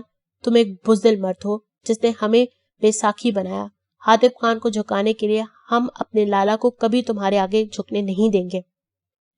پریشے بھی بھائی اور مورے جان کو دیکھتے اپنے جون میں واپس آئی تھی۔ ہم بھی قسم کھاتے ہیں حاتب خان، جب تک آپ کی آنکھوں سے بے اعتباری کی پٹی نہیں اتاری جاتی ہم آپ کی شکل بھی نہیں دیکھیں گے، چاہے ہمارا آخری وقت ہی کیوں نہ ہو۔ ذلے کی باتیں حاتب خان کو یاد آئیں۔ اسے پریشے اور ذلے میں کوئی فرق نظر نہیں آ رہا تھا۔ وہ جانتا تھا کہ پریشے غلطی کر رہی ہے۔ وہ خریم کو اپنے نقش قدم پہ چلنے سے روکنا چاہتا تھا، مگر اسے اپنی بہن کے لفظوں کی لاج رکھنی تھی۔ ایک نظر ہر تاثر سے آری چہرے لیے اپنی متاع جان کو دیکھتا پریشے کے گرد اپنے مضبوط بازو کا حصار باندھے ہاسپٹل سے نکل آیا تھا۔ تمہیں ذلے نہیں بننا تھا پریشے، تمہیں ذلے نہیں بننا تھا۔ ذلے کی آنکھ سے نکلا ایک بے نام آنسو پلکوں کی بار توڑے کہیں گم ہو گیا تھا۔ اب کے جو بکھرے تو بکھرنے کی شکایت کیسی، خشک پتوں کی ہواؤں سے رفاقت کیسی، میں نے ہر دور میں بس اس سے محبت کی ہے، جرم سنگین ہے اب اس میں رعایت کیسی۔ آپ کون ہیں؟ ضلع کی آواز ان سب پہ کوئی دھماکہ ثابت ہوئی تھی۔ وہ جو ایک ہفتے سے اس سے بات کرنے کی کوشش میں تھے، بولی بھی تو کیا۔ وہ جانتے تھے کتنے برس وہ ان لوگوں سے انجان رہی تھی، مگر اب تو سب ٹھیک ہو گیا تھا۔ پھر ضلع گڑیا، میں خریم لالا، آپ کا لالا جان۔ خریم کی آواز لڑکھڑا رہی تھی۔ کون لالا؟ میں آپ کو نہیں جانتی۔ اس نے اپنے پاؤں سمیٹے انجان نظروں سے اسے دیکھا تھا۔ داور حویلی میں ایک اور بھونچال آ چکا تھا۔ روح خانم اور دادی جان کونوں خدروں میں چھپتی آنسو بہاتی اور ایک دوسرے کے سامنے سب حوصلہ دیتے۔ خریم کو رہ رہ کے حاطب پہ غصہ آتا، جس کی گاڑی کی ٹھوکر لگنے سے وہ یادداشت کھو بیٹھی تھی۔ انہیں سمجھ نہیں آ رہا تھا وہ ضلع کو کیا یاد دلائیں، کیونکہ ان کے پاس کچھ بھی نہیں تھا، نہ اس کی یادیں، نہ باتیں، بچپن کے چند ایک قصے روح خانم اور دادی جان اس کے سامنے بار بار دہراتی۔ وہ خالی آنکھوں سے انہیں دیکھتی رہتی۔ آج لالا اپنی گڑیا کو شاپنگ پر لے کے جائیں گے، ہم آپ کی فیوریٹ آئس کریم کھائیں گے، خوب مستی کریں گے۔ وہ اسے بچوں کی طرح پچکار رہا تھا۔ نہیں، مجھے آپ کے ساتھ کہیں نہیں جانا۔ اس کی آنکھوں سے بے اعتباری عیاں تھی۔ وہ اندر تک کٹ کے رہ گیا تھا۔ پورے گھر میں وہ صرف دشا سے بات کرتی۔ تاجی اور خریم خود کو اس کا مجرم سمجھتے۔ ان کی آپس کی بات چیت تو پریشے کے جاتے ہی ختم ہو چکی تھی۔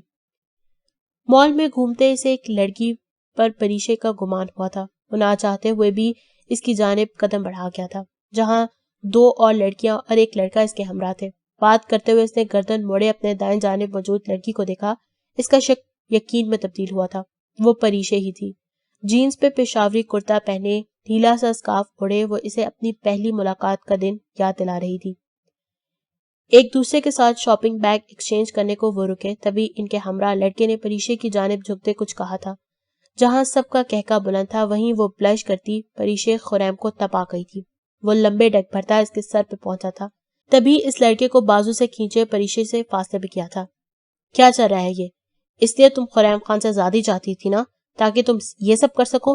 بنا کسی لحاظ کے پریشے کے بازو پہ اپنی گرفت کی، ابھی جہاں چہرے پہ شادابی اور رونق تھی، ایک دم موت سے پروانی چھائی تھی۔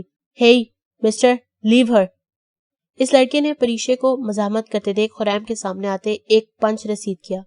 وہ اس اچانک حملے کے لیے بالکل تیار نہ تھا جو اپنا بچاؤ کرتا۔ اپنے ناک سے بہتا سیال اسے اشتغال دلا گیا تھا۔ تم سے تو میں بعد میں نپٹ لوں گا، پہلے تمہارے عاشق کو تو دیکھ لوں۔ دونوں لڑکیوں نے دبی دبی چیخیں ماری تھی تو اس کا سکتہ بھی ٹوٹا۔ چھوڑو اسے جاہل انسان، ہر جگہ اپنی جہالیت کا ثبوت دینا ضروری نہیں ہوتا۔ پریشے نے اس کے کندھے سے پکڑے اپنے کلاس والوں سے دور کرنا چاہا تھا جو ادموا ہوا پڑا تھا۔ خریم نے کندھے جھٹکتے اس کے ہاتھ ہٹائے تھے۔ اس کے ہاتھ میں موجود شاپنگ بیگز پہلے ہی گر چکے تھے۔ کیا چاہتے ہو تم؟ کیوں تماشا بنا رہے ہو یہاں؟ وہ اس پہ چیخی تھی جو بنا کسی شرمندگی کے اس پہ نظریں گاڑے کھڑا تھا، جبکہ دونوں لڑکیاں اس لڑکے کو سہارا دیتی اٹھانے کی کوشش کر رہی تھی۔ آئی ایم سوری فہد، یہ سب میری وجہ سے ہوا ہے۔ وہ آنکھوں میں آنسو بھرے اس کے سامنے بیٹھنے لگی جب دوسرے ہی لمحے خریم نے اسے بازو سے کھینچتے وہاں سے اٹھایا۔ ایک بے بس نگاہ اپنے ساتھیوں پہ ڈالے وہ اس کے ساتھ گھسیٹتی ہوئی جا رہی تھی۔ باہر آتے اس نے پوری طاقت لگاتے اس کی گرفت سے خود کو آزاد کروایا تھا۔ مجھے جب تمہارے ساتھ رہنا ہی نہیں ہے، پھر کیوں میں تمہاری حدود کی پابند رہوں؟ بہت برا کیا ہے تم نے آج خریم خان، بہت برا۔ مجھے اکیلا سمجھنے کی غلطی بھی مت کرنا۔ ابھی میرے دونوں بازو سلامت ہیں، بہت جلد تمہیں نوٹس مل جائے گا۔ خود پہ ضبط کیے وہ شیرنی منی اس کے سامنے ڈٹ کھڑی ہوئی تھی۔ وہاں سے گزرتے لوگ ان دونوں کی جانب متوجہ ہونے لگے تھے۔ اگر یوں سرے بازار میری عزت اچھالتی پھرو گی تو تمہارا قتل مجھ پہ واجب رہے گا، یاد رکھنا تم۔ انگلی اٹھائے وہ اسے وارن کرنے لگا تھا۔ کون سی عزت کی بات کر رہے ہو خریم خان؟ تمہارے نزدیک عزت کی ڈیفینیشن کیا ہے؟ ایکسپلین کریں گے آپ؟ عورت کو بے زبان جانور سمجھ کر اپنی تسکین کے لیے استعمال کرنا آپ کی عزت ہے؟ اپنے بدلے پورے کرنے کے لیے عورت کا استعمال کرنا آپ کی مردانگی، اسے عزت کہتے ہو؟ تو آئی ریئلی ایم سوری۔ اگر غلط خان حویلی کی مرد ہیں تو غیرت مندی اور عزت کا صحرا آپ کے سر بھی نہیں سجتا۔ وہ اس کے دھواں دھواں ہوتے چہرے پہ تعصب بھری نگاہ ڈالے مال سے دور ہوتی جا رہی تھی۔ وہ لڑکی بنا تمانچہ مارے بھی اسے تمانچہ مار کے جا چکی تھی۔ وہ صاف الفاظ میں اسے بغیرتی کا تانا دی گئی تھی۔ تمہیں اپنے لفظوں کا قرض چکانا ہوگا پریشے خان۔ لہو ہوتی نظریں گاڑی میں بیٹھی پریشے پہ تھی۔ مال سے باہر آتے اس کے فیلوز کو بھی دیکھتے وہ آگے بڑھ گیا تھا. نہ بہلاوا نہ سمجھوتا، جدائی سی جدائی ہے. ادا سوچوں تو خوشبو کا سفر آسان نہیں ہوتا. مورے جان کمرے میں داخل ہوئی. اندھیرے نے ان کا استقبال کیا. اندازے سے ہاتھ بورڈ پہ مارتے کمرے میں ایک دم روشنی ہوئی تھی. سامنے کا منظر دیکھ ان کا دل کٹ سا گیا تھا. کیا ہی اچھا ہو حاتب کہ تم اسے لے آؤ. اس کے سامنے بیٹھے سگریٹ کو اس کی انگلیوں کی قید سے رہائی دیتے بنا کوئی تمہید باندھے سے مخاطب ہوئی تھی. وہ نہیں آئے گی مورے جان. 6 مہینے بنا سر اٹھائے مجھے دیکھے بغیر گزر جاتی تھی تو اب کیا امید رکھوں. میرے کیے کی یہی سزا ہے مورے جان. آنکھیں شدت ضبط سے لال ہو رہی تھیں. زرتاج گل نے بہت برا کیا ہے اس خاندان کے ساتھ مورے جان. میرے علم میں صرف ارباب لالا تک کی بات تھی مگر اتنا سب کچھ. کرب سے آنکھیں موندے اس کی گود میں سر رکھ گیا تھا. کیا ہم اتنے برے ہیں مورے جان؟ کیا انہیں ہمارے پیار کی آنچ محسوس نہیں ہوتی؟ اپنی بے خبری میں ہم نے سب کچھ کھو دیا، اپنی زندگی کو بھی. کتنے آنسو اس کی آنکھوں سے نکلتے داڑھی میں گم ہو گئے تھے. مورے جان نے اپنے کڑیل جوان بیٹے کو ایسے روتے دیکھا تو ان کا دل پسا تھا. تم کہو تو ہم اس سے بات کر لیتے ہیں. آخر کب تک ایسے اذیت میں رہیں گے؟ اور پریشے، اس کا بھی تو تعلق ہے اس گھر سے بیٹا. مورے جان اندیکھی بیڑیوں میں جکڑی ان بچیوں کے بارے میں سوچنے لگی تھی. اگر انہیں ہمارے ساتھ رہنا ہوتا تو وہ چھوڑ کے نہ جاتی مورے جان. ہم بھی انہیں سپیس دینا چاہتے ہیں. اپنے اور ان کے رشتے کو ہر آزمائش سے نکالنا چاہتے ہیں. مورے جان نے آسمان کی طرف نگاہ اٹھاتے اس کی خوشیوں کی دعا کی تھی. لالا جان، آج ہمیں خریم ملا تھا. اپنی بات کہتے اس نے لالا کے چہرے کی طرف دیکھا جہاں پہ کوئی تاثر نہیں تھا. پھر ایک مختصر جواب، وہ جو پہلے تپی بیٹھی تھی رونا شروع کر دیا. ہمیں ان کے ساتھ نہیں رہنا. آپ کو پتا ہے وہ حد درجے کے جاہل انسان ہے. انہوں نے ہمارے دوستوں کے سامنے اتنا ہارش بہیو کیا اور فہد کو بھی اتنا مارا ہے. حاتب نے سنجیدہ نگاہ اس پہ ڈالی مگر بنا کچھ بولے فوک سے کھیلنے لگا. پری جان، آپ کی اب کی اور پہلے کی لائف میں فرق ہے. نکاح کے بعد شوہر کی من مرضی کے مطابق رہنا سہنا پڑتا ہے. اگر خریم کا آپ کے فیلوز کے ساتھ گھومنا پسند نہیں تو احتیاط کریں بیٹا.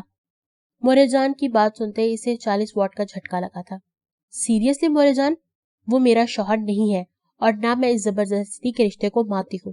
کل کو وہ آ کے کہہ دے پڑھائی چھوڑ دو، جیسے پہلے میرا ٹائم ویسٹ کروا چکا ہے، تو میں سب چھوڑ چھاڑ کے گھر بیٹھ جاؤں گی. اس کی آواز بھرائی ہوئی تھی. حاتب نے کھڑے ہوتے اس کے کندھوں پہ ہاتھ رکھا تھا. جو آپ چاہیں گی ہم ویسا ہی کریں گے، مگر ابھی جیسا ہے چلنے دیں. اس رشتے کو لے کے کوئی بھی خیال دن میں نہ لائیں. Focus on your studies. ایک نرم مسکراہٹ سے نوازتے وہ مردان خانے کی طرف چلا گیا تھا. وہ بھی مطمئن سی مسکرا دی کیونکہ وہ جانتی تھی اگر لالا نے کہہ دیا ہے تو مطلب کچھ سوچ کے بولا ہوگا. اگر سب میں کوئی خاموش تھا تو وہ دائم. بڑوں سے لے کے چھوٹے تک سب کا ہی بابا آدم نرالا ہے. یہاں بجائے بہن کی تصحیح کے الٹا ہی اس کی حوصلہ افزائی کرتے چلا گیا. مورے جان کو لگ رہا تھا وہ پریشے کو منع کر کے ضلع کی راہ ہموار کر سکتی ہیں، مگر ان دونوں بہن بھائیوں کی نرالی منطق انہیں پریشان کر گئی تھی. مورے جان کیوں ٹینشن لے رہی ہیں؟ وقت سب سے بڑا مسئلہ ہے. دائم کی بات سنتے ان کا دل بھر آیا تھا. کیا تم نے اپنی بہن کے خیالات نہیں سنے؟ روز آخرت کیا حساب دیں گے ہم تمہارے ماں باپ کو؟ کندھے پہ پڑے بوجھ نے جیسے ان کو گردن جھکانے پر مجبور کر دیا تھا. آپ ان دونوں کو ان کے حال پہ چھوڑ دیں. میرے بارے میں کیا سوچا ہے آپ نے؟ دائم نے انہیں لمحوں کی قید سے آزاد کرنا چاہا. کیا سوچنا ہے؟ جاؤ تم بھی کوئی چند چڑھا لے آؤ. کوئی گوری میم. میری تو حسرت رہ گئی اپنے بچوں کے سرا صحرا سجتے دیکھوں، ان کے بچوں کو گود میں کھلاؤں. مورے جان کو ایموشنل ہوتے دیکھ اس کی جان پہ بنائی تھی. ان کے گھٹنوں کے قریب بیٹھتے ہاتھ پکڑے بیٹھ گیا تھا. ہم ضلع کو گھر لے آئے تو سب ٹھیک ہو جائے گا نا؟ بس لالا جان کی جو انا اور گردن میں تھوڑا خاندانی سریا فٹ ہے نا، اسے نکالنا ہوگا. شرارت سے کہتے مورے جان کو آنکھ ماری تو وہ بھی اس کی شرارت پہ ہنس پڑی تھی. کتنے دن بعد اس گھر میں کسی کی ہنسی کی گونج تھی، چاہے مورے جان کی ہی صحیح. زرتاج بیگم کے مرنے کی خبر پہ ہی اس کے لیے کسی کے دل میں کوئی نرم گوشہ پیدا نہیں ہوا تھا اور نہ کسی نے اس کا وارث بننا چاہا تھا. ایک جملے کے بعد پھر سے اس کی زبان پہ فقر لگ چکے تھے. خریم دن رات پریشے کے انداز یاد کرتے سلگنے لگا تھا. داجی، پہلے حاتب خان نے ننوانا چاہا تھا، اب ہم کرنا چاہتے ہیں. ہم پریشے کو واپس لانا چاہتے ہیں۔ آج وہ جذباتی انداز لیے ان کے سامنے کھڑا تھا۔ آپ بھول رہے ہیں کہ انہوں نے آپ کے ساتھ رہنے سے انکار کر دیا ہے۔ جواب داجی کے بجائے روح خانم کی طرف سے آیا تھا۔ اور ذلے، ان کے متعلق کیا سوچا ہے آپ نے؟ جب تک حاتب خان اور آپ اپنے من پسند فیصلے کرتے رہیں گے تب تک اپنے ساتھ اپنے سے جڑے رشتوں کو بھی اذیت میں مبتلا رکھیں گے۔ داجی سے اتنا کڑوا سچ سننا اسے راست نہیں آ رہا تھا۔ ذلے ایسے بیٹھی تھی جیسے اس کے متعلق کوئی بات ہی نہ ہو رہی ہو۔ داجی، ذلے کی یادداشت کسی رشتے کو قبول نہیں کرے تو پھر حاتب بھلا اس کو وہ کیوں کر قبول کرے گی جس نے ہر لمحہ اذیت دی ہے ہماری بہن کو؟ خریم اب بھی اپنی بات پر ڈٹا ہوا تھا۔ اگر خان حویلی میں سے اذیت ملتی تو وہ یہاں حاتب کی وکیل بن کے نہ آتی۔ چھوٹی موٹی لڑائیاں ہر گھر میں ہو جاتی ہیں، بجائے اس پہ جذبات یاد دکھانے کے کوئی آسان حل ڈھونڈے۔ روح خانم کا مدبر لہجہ اس بات کی گواہی دے رہا تھا کہ وہ اپنے بچوں کے گھر کو آباد دیکھنا چاہتی ہیں۔ ہم اب کوئی ننواتا نہیں چاہیں گے، ہم اب کوئی ننواتا نہیں کریں گے، بلکہ اس خاندان کے فیصلے ہم مل بیٹھ کے حل کریں گے۔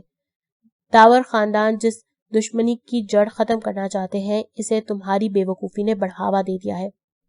داجی نے صاف الفاظ میں اس کے اور پریشے کے نکاح کو اس کا غلط فیصلہ قرار دیا تھا۔ خریم کا دھواں ہوتا چہرہ سب کو افسوس میں مبتلا کر رہا تھا۔ اسے مال میں دیکھنے کے بعد وہ حویلی میں پریشے کو لینے گیا، مگر وہاں سے پتہ لگا کہ وہ سب شہر شفٹ ہو چکے ہیں۔ حاتب پہلے ہی بزنس کے لیے وہاں تو کبھی یہاں پایا جاتا، مگر اب کہ اس نے مستقل ٹھکانہ شہر والے گھر کو بنا لیا ہے۔ ان کے ڈپارٹمنٹ میں نئے پروفیسر کا خوب چرچا تھا۔ پریشے اور اس کا گروپ پچھلے ہفتے سے غائب تھا، اس لیے نئے ٹیچر کو دیکھنے کا اتفاق نہیں ہوا تھا۔ کلاس میں بیزار سی بیٹھی وہ اپنے فیلوز کے تبصرے سن رہی تھی جب ایک دم خاموشی چھائی۔ اس نے بھی نظر سامنے اٹھائی مگر پلکیں جھکنے سے انکاری ہوئی تھی۔ اسے لگ رہا تھا یہ کوئی ایلوژن ہے، مگر سامنے موجود پرسنالٹی واقعی اس پہ سحر طاری کر رہی تھی۔ مگر جلد ہی وہ ہوش میں آئی۔ کیمل براؤن کلر میں لائننگ والی شرٹ کے ساتھ براؤن جینز پہنے، فریم لیس گلاسز کے ساتھ، ہلکی سی داڑھی جو اس کے چہرے پہ سوٹ بھی کرتی تھی، ساتھ میں ایک کلائی پہ بندھی ریسٹ واچ پہ بار بار نظر ڈالتا نہ جانے کیا بو رہا تھا۔ وہ غائب دماغی سے اس کے ہلتے لب دیکھ رہی تھی، جو کوئی اور نہیں یقیناً خریم خان ہی تھا۔ اس نے ہمیشہ سے اسے اپنے روایتی پٹھانوں کے لباس میں ہی دیکھا تھا، مگر اس کا نیا حلیہ اور ساتھ میں اس کلاس میں اس کی موجودگی یہ ظاہر کر رہی تھی کہ وہی ان کا نیا پروفیسر ہے۔ کلاس میں کچھ نئے چہرے نظر آ رہے ہیں۔ جی مس آپ، اس نے پینسل سے اشارہ کرتے اسے پوائنٹ آؤٹ کیا۔ اپنے ارد گرد دیکھتی وہ کھڑی ہو گئی، یقیناً اپنے سر کی مخاطب وہی تھی۔ اس کی دوستیں شاید پہچان نہیں پائی تھی کیونکہ وہ مال والے حلیے سے یکسر الگ نظر آ رہا تھا۔ کیا آپ اسی کلاس کی اسٹوڈنٹ ہیں؟ اس کا سوالیہ انداز پریشے کو دانت پسنے پہ مجبور کر گیا تھا۔ وہ شخص جان بوجھ کے اسے زج کرنا چاہ رہا تھا۔ یس سر، مختصر جواب دیتی زمین پر نظریں گاڑے اپنے گناہوں کی کاؤنٹنگ سٹارٹ شروع کر دی تھی، ساتھ میں اس کی بھی۔ ہم سماعت کو ہتھیلی میں لیے پھرتے ہیں، تیری آواز میں کوئی تو پکارے ہم کو، تو ہے وہ قیمتی نقصان جو راس آیا ہے، اچھے لگتے ہیں تیرے بعد خسارے ہم کو۔ وہ سبز روش پہ چلتی مردان خانے کی طرف آ نکلی، مگر اندر سے آتی آوازیں سنتے جیسے تھم سی گئی تھی۔ باجی، بس ایک بار مجھے ان سے ملنے دیں، مجھے یقین ہے وہ مجھے پہچان لیں گی، وہ مجھے کیسے بھول سکتی ہے؟ نم آواز اس کے دل کی تار ہلا گئی تھی۔ تو کیا وقت آ گیا تھا وہ اس شخص کی کرنیاں معاف کر دے؟ اتنا بڑا جھگڑا تو نہ تھا۔ اس کی آنکھوں کے سامنے سب کے پریشان چہرے گھومے، مگر وہ ہی کیوں؟ آخر وہ کب تک سب کے لیے اپنی زندگی قربان کرے؟ مگر وہ اس شخص کو بہت کڑی سزا دے چکی تھی۔ وہ بھی باقی سب کی طرح اتنا ہی انجان تھا جتنا کہ وہ۔ ذلے نہیں جانتی تھی کہ داجی سے ملنے کے لیے کیا جواب دے رہے تھے، مگر اس نے اس کی تمام خطائیں معاف کرتے اسے ایک اور موقع دینے کا فیصلہ کیا تھا۔ اپنے اسی روپ میں جہاں باقی سب جھوٹے سچے من گھڑت قصے سنا کے اس کی یادداشت واپس لانے کی کوشش کرتے رہے تھے، وہ دیکھنا چاہتی تھی کہ وہ شخص کیا کرے گا جس کے پاس واقعی کچھ ہنسی لمحے اور یادیں تھیں۔ ہم ایسے خاک نشیں کب لبھا سکیں گے اسے، وہ اپنا عکس بھی میزان زر میں تولتا ہے۔ باہر نکلتے حاتب کی نگاہ سے دیکھتے ٹھٹکی تھی، اور جہاں ابھی اس کا دل حاتب کی خطائیں معاف کرنے کے لیے بلند و بانگ دعوے کر رہا تھا، ایسے میں دماغ نے فوراً اسے واپس اپنے خول میں سمیٹنے کا اشارہ کیا۔ آج اتنے مہینوں بعد وہ پردہ نشیں محبوب اس کے سامنے تھا۔ وہ اپنے بے اختیار ہوتے قدموں کو روک نہیں پایا تھا۔ داجی نے اسے ملوانے سے انکار کر دیا تھا۔ وہ نہیں چاہتے تھے کہ ذلے اسے مل کے کسی کربناک لمحے کا شکار ہو۔ دو زانوں فرش پہ بیٹھا وہ شخص اس کے پورے وجود کو جھنجھوڑ گیا تھا۔ وہ شخص اس کی محبت تھا، جس کا ہر درد اس نے امرت سمجھ کے پیا تھا۔ وہ 2 قدم پیچھے ہٹی۔ ذلے، ہمیں معاف کر دو۔ صرف ایک بار ہم اپنی تمام غلطیوں کا ازالہ کر دیں، مگر ہم اتنی کڑی سزا مت دو، خدا کا واسطہ ہمیں معاف کر دو۔ وہ حاتب خان جو ہر وقت ایک مخصوص جاہو جلال میں رہتا، آج وہ پھر سے سائل بنا اس کے سامنے تھا۔ ذلے کا دل کیا وہ ہر چیز بھلا اس پیارے شخص کو اپنی آغوش میں سمیٹ لے، مگر وہ خود پہ ضبط کے کڑے پہرے بٹھائے۔ جو بولا حاتب کو لگا کسی نے اسی گہری پاتال پہ پھینک دیا ہو۔ آپ کون؟ اس نے جھٹکے سے سر اٹھایا۔ تو کیا داجی ٹھیک کہہ رہے تھے؟ وہ واقعی اس کی غلطی سے اپنی یادداشت کھو چکی ہے۔ ذلے، پلیز ایسے نہ بولو۔ آپ کو ہمیں جو سزا دینی ہے سنا دیں، مگر ہم سے یوں انجان ہونے کا نہ کہیں کہ کیسے بھول سکتی ہیں آپ ہمیں؟ ہم تو وہ ظالم ہیں جنہوں نے ہر ایک پل ایک خوبصورت کلی کو مسلا ہے۔ ہجر کا کرب اس کی آنکھوں سے عیاں ہوا تو آخری کلمات کسی سرگوشی کی مانند اس کے لبوں سے نکلے۔ محبوب لاکھ آپ کو بھول جانے کا دعوے دار ہو، مگر جب سامنے آ جائے تو لازم ہے کہ اپنے کڑے وقتوں کی گزارے ہجر کی داستان سنا کے اس سے محبت مستعار لے جائے۔ مگر یہاں دونوں دھڑکتے دل ایک ہی لے پہ دھڑک رہے تھے۔ ایک جیسا ہجر دونوں نے سہا تھا، مگر ان کا ملن، ایسا ملن تو حاتب کو بھی منظور نہ تھا۔ داجی باہر آئے تو سامنے موجود لوگوں کو دیکھ جھٹکا لگا تھا۔ انہوں نے نگاہ ذلے کے چہرے پہ کی جہاں سوائے الجھنوں کے کچھ بھی نہ تھا۔ حاتب خان، ہم نے تمہیں بتایا تھا کہ تم سے جڑا اس گھر کا واحد مکین اپنی یادداشت کھو چکا ہے۔ ہم سب کے پاس سوائے پچھتاووں کے اور کوئی ازالہ نہیں۔ وہ جھکے کندھوں سے بولے، بے بسی کی آخری انتہا پہ کھڑے ذلے کے لب مہرباں تھے۔ اس کو سمجھ آ رہا تھا کہ وہ اپنے لیے کتنی بڑی مشکل کھڑی کر چکی تھی۔ داجی، یہ شخص کون ہے؟ اگرچہ انجان بننا اب ممکن نہیں رہا تھا، مگر پھر سے حاتب کو انگاروں پہ کھینچنا تو ہوش میں آیا۔ آپ ہمیں کیسے بھول سکتی ہیں ذلے؟ ہم شوہر ہیں آپ کے۔ باوجود ضبط کی کوشش کے اس کی بھی آواز کا ضبط چھلکا تھا۔ اگر آپ ہمارے شوہر ہیں تو ہمیں یہاں کیوں بھیج دیا؟ اس نے الٹا سوال داغا تھا، جس سے وہاں پہ موجود دونوں افراد لاجواب ہوئے تھے۔ کیونکہ یہ آپ کا میکہ ہے ذلے، اور اب ہم آپ کو لینے آئے ہیں جہاں آپ کا سب انتظار کر رہے ہیں۔ وہ کسی بچے کی طرح سے پچکارتے قریب ہوا اور وہ دونوں ہاتھ پکڑے۔ داجی کے سامنے اتنی بولڈنس اس کے چہرے پہ کئی رنگ چھلکا گئی تھی، مگر چہرہ جھکاتے ان کا عکس چھپا گئی، مگر حاتب کی نظروں سے اس کی کیفیت چھپی نہیں رہی تھی جو اسے چونکا گئی تھی۔ اسے کیوں لگ رہا تھا ذلے جھوٹ بول رہی تھی؟ وہ کچھ بھی نہیں بولی۔ جہاں پہ اسے حاتب کا ہاتھ جھٹکتے خود سے دور کرنا تھا، وہاں اس کا ایسا ریئیکشن، ذلے نے بھی جیسے اس کی سوچوں تک رسائی حاصل کرتے جلدی سے اپنا ہاتھ اس کی گرفت سے چھڑایا تھا۔ آپ جھوٹ بول رہے ہیں۔ بے ہنگم ہوتی دھڑکنیں لفظ ساتھ دینے سے انکاری تھے۔ وہ بنا اسے دیکھے اندرونی حصے کی جانب بھاگی تھی۔ پتہ نہیں اس نے کیا کہا کہ داجی کو اسے اپنے ساتھ لے جانے پہ راضی کر لیا تھا۔ رشا اسے داجی کا مزدہ سنائے کب کی جا چکی تھی۔ وہ دل و دماغ میں چھڑی جنگ سے پریشان ہو اٹھی تھی۔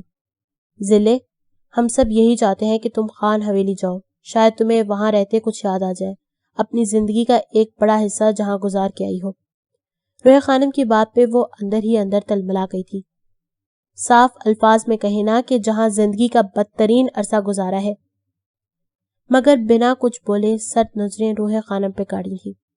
وہ اب ان لوگوں کے لیے بھی مزید آزمائش نہیں بننا چاہ رہی تھی، اور شاید اس کے اس قدم سے خریم اور پیشے کی زندگی میں بھی بدلاؤ آ جائے۔ ایک بار وہ پھر سے رخصت ہوتے خان حویلی آ چکی تھی۔ موریزان کتنی دیر اسے خود سے لپیٹے روتی رہیں، ساتھ زرتاج کو بھلا بھلا کہتی اسے بدوائیں سے نوازتی رہیں۔ بس کریں موریزان، ذلے کی ذہنی کیفیت ایسی نہیں ہے کہ وہ کچھ بھی سوچ سمجھ کے سکے۔ آپ بھی ریسٹ کریں، شام میں ہمیں واپس شہر کے لیے نکلنا ہے۔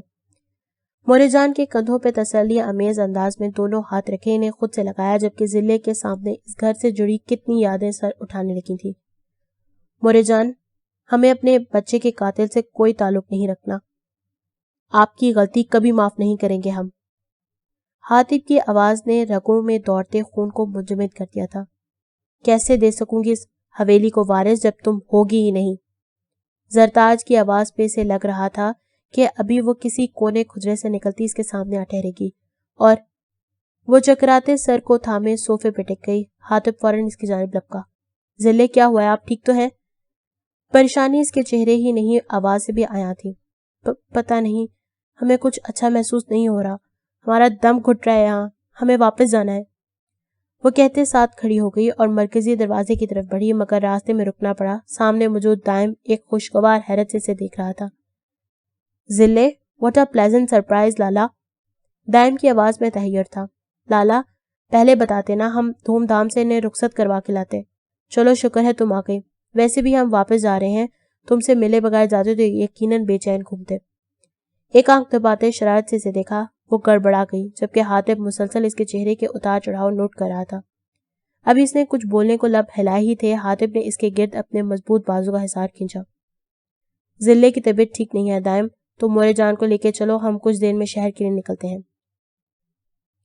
اسے آنکھوں سے اشارہ کرتے اس لیے اوپر کی جانے پڑا تھا، اور کسی کاٹ کی گڑیا کی مانند اس کے تابع چل رہی تھی۔ کمرے میں پہنچتے اسے اپنی گرفت سے آزاد کرنے کے بجائے نامحسوس انداز میں مزید گہرا تنگ کر لیا تھا۔